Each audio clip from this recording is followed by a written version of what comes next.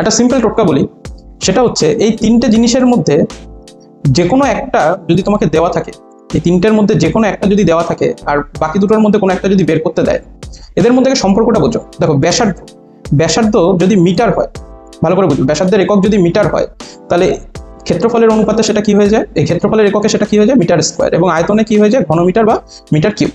এবার তার মানে ব্যাপারটা বোঝো, ব্যাসার্ধে হচ্ছে একক থাকলে ক্ষেত্রফলে সেটা বর্গ একক এবং আয়তনে সেটা ঘন একক। আশা করি এগুলো তোমরা জানো। তাহলে অনুপাত যেহেতু এটি, সুতরাং এগুলো এই এককের মতোই চেঞ্জ হয়। সুতরাং আমাদের এখানে কোনটা দেওয়া আছে, আয়তনের অনুপাত দেওয়া আছে 1:8, আয়তনের অনুপাত দেওয়া আছে 1:8।